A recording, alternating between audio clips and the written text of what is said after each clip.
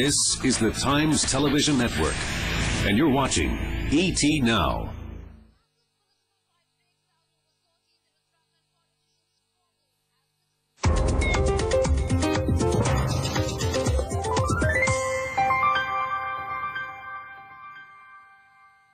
Hello and welcome to this special panel discussion on Latin America, the emerging trade corridor globally. For a world still focused on Asia's rise and the crisis in developed countries, Latin America isn't quite top of mind. But without doubt, markets ranging from Brazil to Mexico are coming into their own. The problems of hyperinflation and currency turmoil that once plagued them are under much better control. And there's a new Latin America middle class that is emerging as a global consumer force. India has been late to seize opportunities in Latin America, but now reports suggest that the government wants to double trade with this region to $60 billion by 2018. So how should corporate India approach the opportunities and challenges in Latin America? To discuss that, I have with me an eminent panel of experts. To my extreme right is S. Ramesh, President, Finance and Planning, Lupin. Next to him is Gajanan Nabar, CEO and MD, Praj Industries. To my left is Manish Singhal, Assistant Secretary General of FICCI. And next to him is Simon Constantinides, Regional Head of Global Trade and Receivables Finance, Asia Pacific, HSBC. Simon, let me start with you. Give us a bird's eye view of how the trade relations between these two regions stand as of today. I think everybody's quite familiar with the term South-South trade. And that's become a very well-known part of our nomenclature in this day and age. And that evidences the strength and the growth of the opportunities between Asia in general, all the way up through North Asia and Latin America. And as you said in your opening remarks, the rise in the middle class in Latin America creates significant opportunities. The same can be said for this part of the world too, especially with the huge markets of China and India. The rise of the middle class creates demand for new capabilities, new products, new infrastructure, and these are all the areas that we're seeing in terms of promoting the trade between the two regions. Right. Okay. So, Manish, obviously, this is one market which India has not really taken to very quickly. So, what are the reasons why we have been late to grab the opportunities or spot the opportunities in Latin America? What are the reasons? See, I would give you two reasons for that. One is that India, the way it is located in Asia, it already had bigger and, let's say, lower hanging fruits nearer home. When you talk of Asia itself, Middle East and Africa. Number two, when India started looking that far to the Americas, first choice obviously was North America, which was a much larger market, known market. Things like language barriers around were not there. So, Simon, if I look at China, for example, it has a far bigger trade going with Latin America than India does. I mean, India is a small fraction of what China trades with these countries.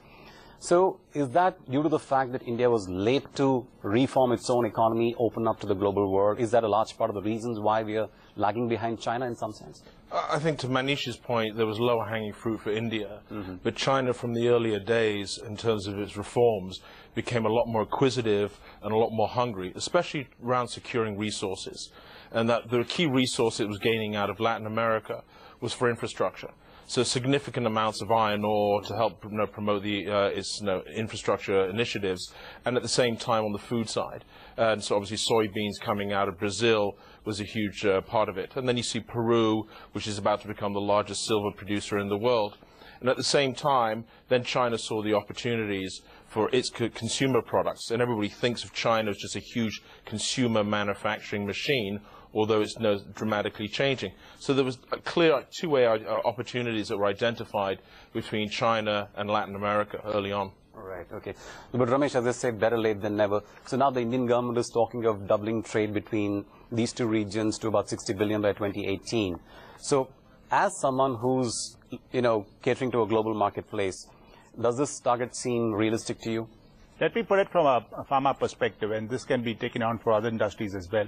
If you look at the Latin American region itself, pharmaceuticals constitutes, the overall market is about 70 billions.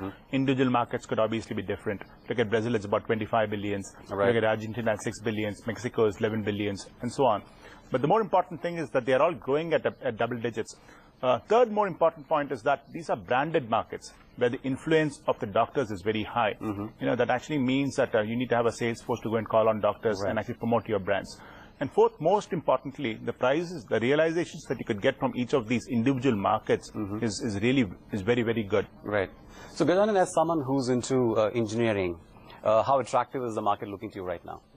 It is. I mean, obviously with 600+ million people and, a couple of large economies there, it's a very attractive market. I think the question is, how do we take these opportunities home? I think the question is, you need to look at each particular country and then accordingly have to stitch your solutions to those countries. So I believe that there are huge opportunities for Indians to have business there. Simon, let me bring it back to you. If I look at the composition of the trade right now, 60% is largely made up of oil, minerals and other resources, agriculture products. But there are some newer products which are coming into the Indian export basket. For example, there's pharma, there's IT, engineering products. How quickly do you think these newer items are going to ramp up from the Indian point of view? I think that with the change in what we're seeing in trade in Asia, with certain countries having to move up the value chain, with labor rates moving up in a number of markets, China being the classic example, companies are looking for new sources of locations for production. And Latin America offers a lot of attractiveness in terms of land, in terms of people, in terms of ability to have resources. And I think companies will change their business model quite quickly because labor rates change very, very quickly. And Asian companies throughout the region are very quick to take advantage of a new market in terms of moving production. So I think it will be fairly rapid once we see more consistency in the global economy. So, Mahesh, when you talk to your FICCI members, what is the sense that you get about this market? I mean, are they excited about getting there? Are there any specific industries which are going to lead the way there? See, when we talk to members, we get I would say a more mixed reaction. There's a lot of negative reaction also because people get a bit bogged down with what he mentioned about distance or language. To my mind, like Simon rightly said, you have to be there. You don't have to look at Latin America as a pure exports or a trading destination. You've got to be there, use local manpower, you take care of all your language and the cultural barriers. And as far as distance is concerned, it might take you 60 days to reach there, but that's only the first time. Once you start rotating your business, that 60 days can be taken care of. And, 30 years back when TVS started work with US, US used to take 45 days that time. Right. And, they did warehousing and they still gave just-in-time deliveries to General Motors. Yeah. So it's just the way that what we did for US 30 years back, Indian companies need to do it for Latin America, and there they'll have a much bigger advantage because Latin America is also looking for alternate sources other than Europe and US. Market point of view, which are the countries, you said, you mentioned earlier that you've been looking at Latin America for 3-4 years now. So which are the markets that you think would probably make the first port of call for someone like Lupin? Potentially, I would say 2 markets. First thing would be Brazil because it's a no-brainer because it's the largest market out there. It's $25 billion. Right. And next would be Mexico. But I think equally, if the opportunity proposition is available in Mexico, we're quite willing to walk the talk there. But that said, I think there are a lot of challenges as well. Firstly, of course, there's a cultural challenge. Right. Language is, of course, a big challenge. Our paradigm itself is in fact low-cost manufacturing in India, low-cost R&D in India, but there are laws out there which are changing, which actually requires in fact you to actually have a branded presence out there, a manufacturing presence at some point of time. Right. The very fact that you actually have to, you need to have a huge sales force to look at, for calling on doctors, etc., and the ability, the management bandwidth to manage that would be very important. Right. So these are things that you need to look into and see how you can address all of those. Right. There's another follow-up question that I want to ask you, but after a quick break, stay with us.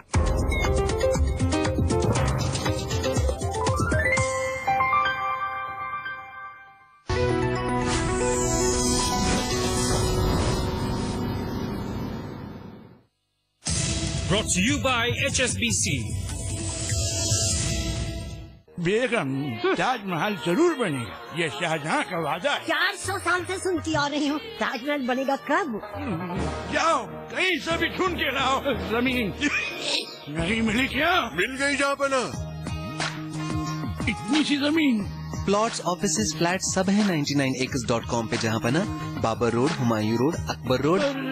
Finance भी है जहाँ पना। Property जो बिकती है पहले यहाँ दिखती है। Buy, sell, rent at 99acres.com.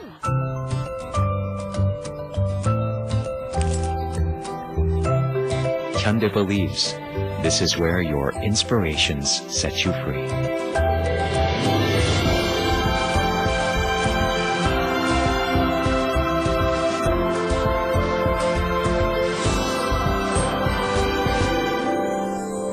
Hyundai makes every drive brilliant. Live brilliant. Hyundai.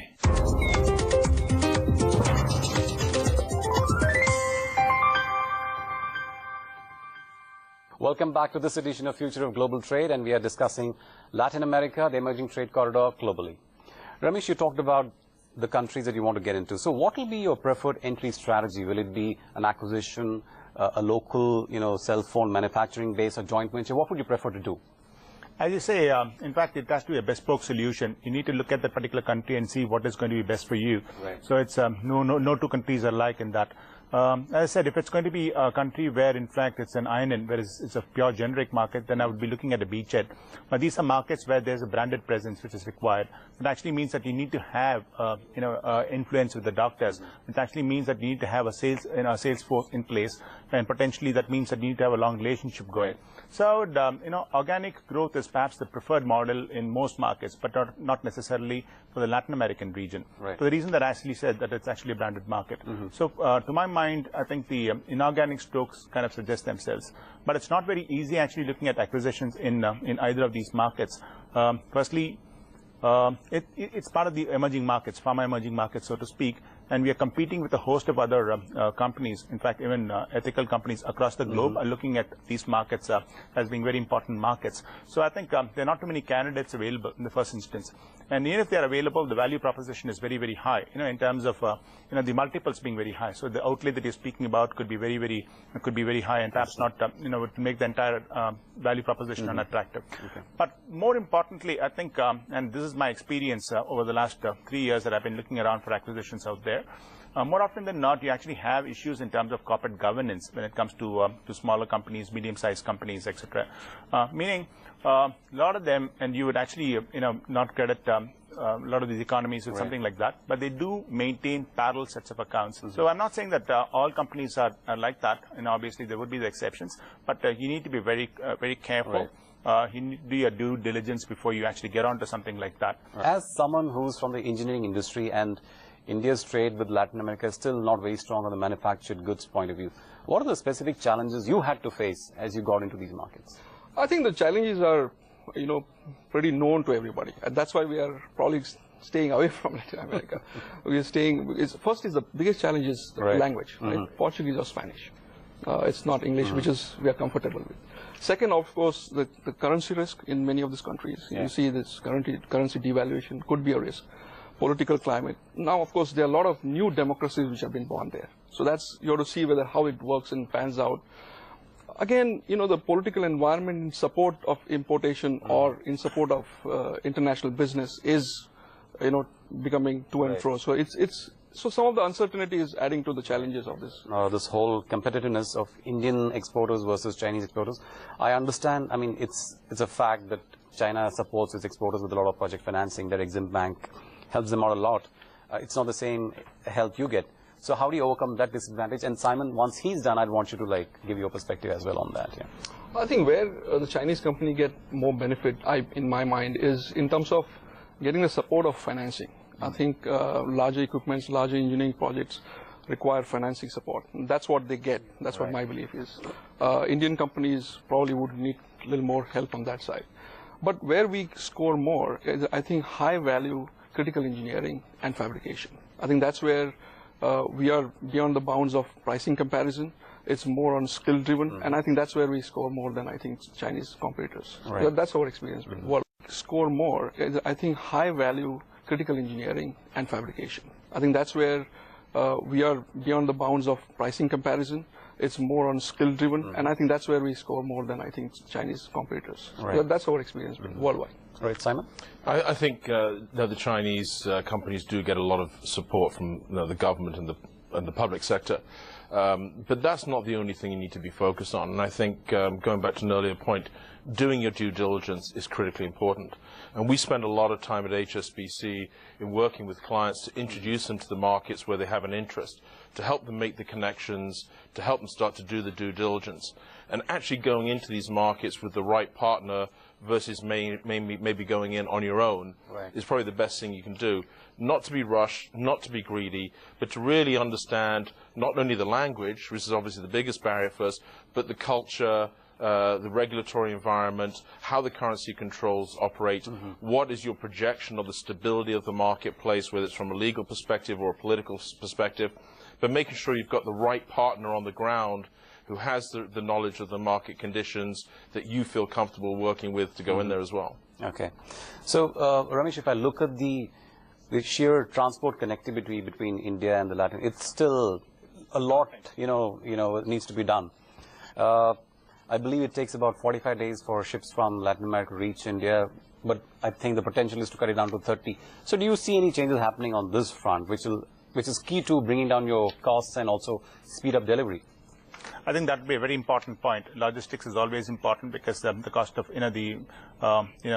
the overall logistics situation does add to the overall cost of, of delivering to those markets and the profitability of the firm itself. I would actually take one step further. In fact, the connectivity between these countries itself is very poor. If you want to get into any of these countries, Sao Paulo or Rio de Janeiro, it's going to take a pretty long time. You need to have a connection via either London or Frankfurt or potentially New York to get there. Okay.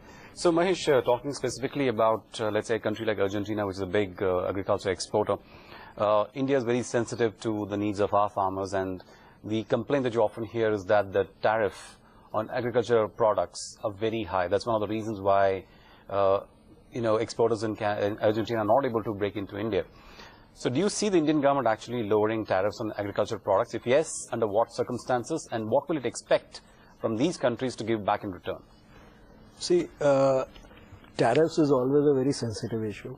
The same complaints if Indian agricultural producers want to export to any of these Latin American countries, they have similar complaints. Even in cases of textiles or pharma, or engineering goods where the duty is high. Yes, Indian government wants to protect the farmers, which is very good. Right. But probably, if we do parallel exercise of increasing their productivity, then some of these apprehensions by lowering your taxes or import duties will actually go away. On the other hand, it also depends whether India really needs to import food, agricultural products. The opportunities which I see in Latin America is that, there's huge amount of land. Brazil, which is 1/6 our population, but 2.5 times our size, has huge land. Right. So actually, likes of what Renuka Sugars has done, you grow the produce there, get it here, get it for value addition, then use it for Indian market wherever there is deficiency. Right. So that's how Indian companies need to look at. Right. So trade in agriculture is probably difficult, but then the opportunity is huge because across Latin America, probably just 3.5 to 4% of their GDPs on the average is agriculture. Right. So that means there's a huge opportunity there. Well, gentlemen, the discussion is just heating up, but it's time for a quick break. Don't go away. We'll be right back.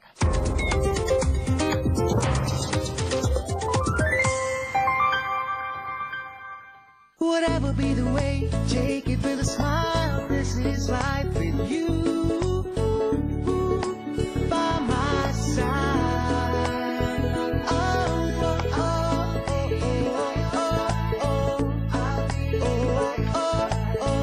Bridgestone, your journey, our passion. हम प्रार्थना करते हैं कि आपकी सपने साकार हो जाएं। आखिर आपने अपने जिगर के टुकड़ों को अमानत रखा है हमारे पास। मुथूट फाइनेंस, सपने आपके, प्रार्थना हमारी।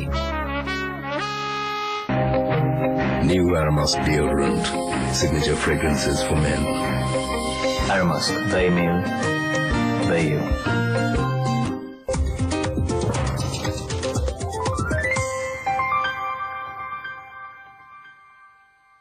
Welcome back to this edition of Future of Global Trade, and we are discussing Latin America, the emerging trade corridor globally.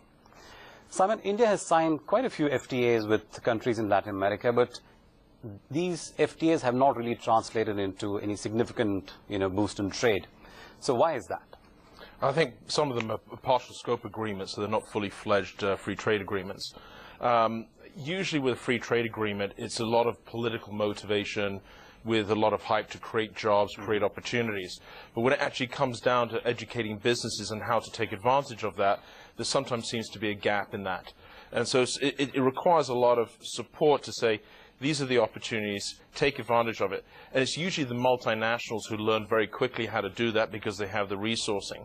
But where the mid-market gets caught up is, how do I understand it? How do I go about it? And still, it's the physical side of it that I've got a free trade agreement. I still need to get there to be able to do business because it adds no risk protection to whether I'm going to be successful or not. Right. It just opens up the doorway to say, this makes it easier that to do business without the tariffs and the quotas maybe to do more business. Well, Mahesh, would you say that it's better to sign specific agreements for specific products rather than get into broad-brushed, like FTAs, which then don't go anywhere? See, FTAs by themselves are an enabler, and like Simon entered, they are not going to help you to do business or be successful there. I mean, and like you said, FTAs are, few select products, which probably is a list of convenience. Okay, it does not harm India, it does not harm me, so let's sign it. Government needs to support with credit and credit with risk covered. In China, when you mentioned, it's not only the availability of credit, but a very large part of commercial risk which also gets covered. Right. So to that extent, they can take that much more risk, invest higher, and with the due diligence, you can succeed. So FTA by itself, but yeah, if you look at New Pacific Alliance, which is the 4 countries, Chile, Mexico, Colombia, and Peru, that's almost half of trade for Latin America. We'll talk about that in a bit. We can look at that. Yeah, so I just want to get corporate India's sense in terms of, is there anything that these specific governments should be doing to facilitate exports from India? I mean, do you feel that their tariffs are too high, or are there any other invisible barriers or visible barriers that you want to be dismantled? When it comes to pharmaceuticals, generally speaking, in fact, the levy of customs duties in any part of the world is actually very low. So to that extent, I'm not sure that the trade agreements are really going to be of great use at all, because these are goods which are essentially very important from a population perspective itself. Right. So it's got a lot of social goods also, social good attached to it. But specifically, we talk about something like this, the new Trans-Pacific Alliance that is in place, being advocated by, in fact, Obama. It's seen to be keep China out club, and I think being part of that from an India perspective, I'm not sure India can actually gain entry into it because it's said to be a Pacific club. Right. But I think if India does get into that, it might help a host of other industries from India, potentially because the fact that China is really out, and that's your major competitor in low-cost, manufacturing, so to speak. Right. But generally speaking, I think from India, it's important to actually keep the visibility going. Seem to be a producer of good quality goods at a reasonable price, value for money, which I think is the proposition that India should be selling to all these countries. And I think that's where I think the Indian government really has a play to bring this about. Right. So, Simon, to your mind, could this Trans-Pacific Alliance be a game changer as far as the trade relations between the 2 regions are concerned? It could have that potential. I think you have to always look at these free trade agreements, especially this one. Is it more politically driven than it's fiscally or economically driven? And I think there's a certain amount of politics in there. There is the fear of how big China is. Now, we forecast that within the next few years, China will become the largest two-way trade market in the world, and that the renminbi will become fully convertible within the foreseeable future.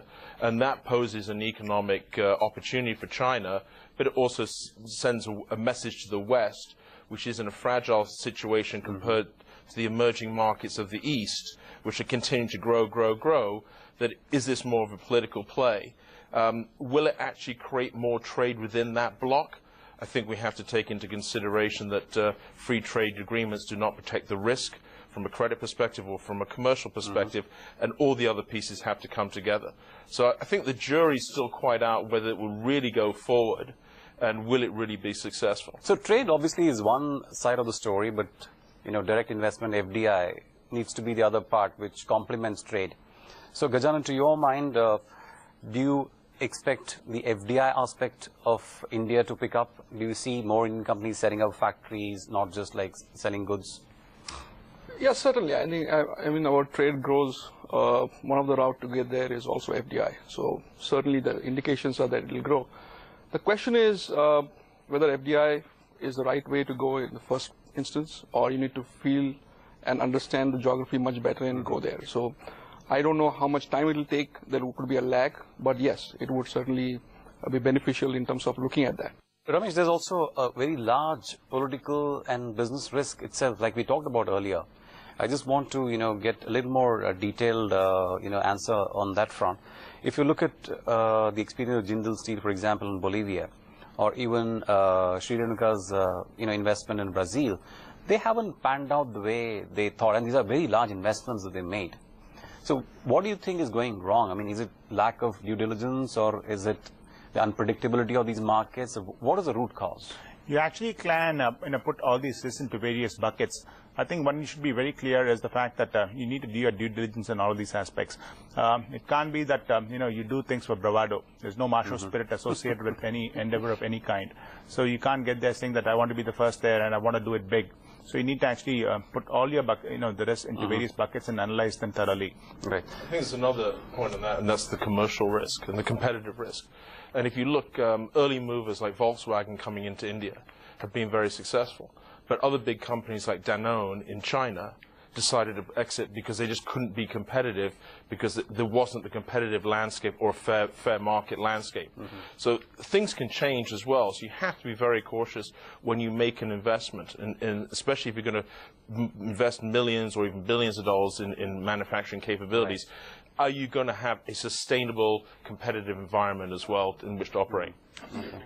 So from an industry point of view, what is it the government can do to maybe protect the interests to some extent at least?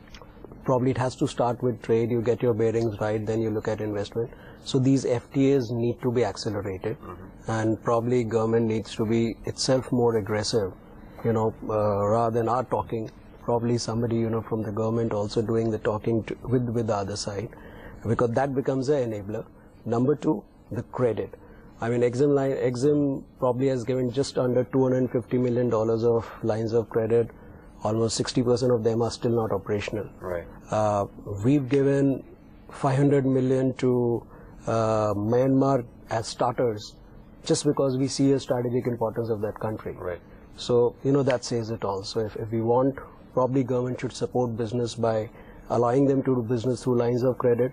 That way the local companies will also get a feel of Indian companies without having apprehensions about us. So let me wrap up this discussion with some closing comments from each one of you. So let me start with you, Ramesh. The doubling of trade target, does it look doable? I mean, is it a little ambitious? I think you need to look at it sector-wise, but I think if you take the pharmaceutical sector, for example, I think it's certainly doable. The companies are now trying to scale up, and obviously this presents an opportunity in itself. So we would certainly be looking at that closely enough. Okay, Simon, to your mind? I think there's great opportunity, but tread carefully. Okay. Do your homework. Yeah, I think it's a great opportunity. I think, but I again go back to my philosophy that you have to tailor your solution for each country. It's not just one regional solution for everyone. Right. Mahesh, I'll let you have the final word. Well, surely possible. You have to be ambitious to achieve something. Well, like I said, 3 things the government needs to do. And, like Simon said, probably we need to use HSBCs and Dun & Bradstreets to do a better due diligence, like we would also do for India if we wanted to. Right. Okay, well, that's all the time we have on this discussion. But do stay tuned to ET Now for a lot more of news and views. Thank you for watching.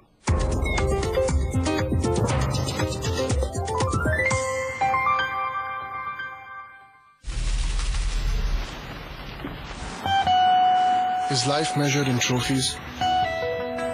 In frequent flyer miles and miles per hour? In business brunches and timeline crunches?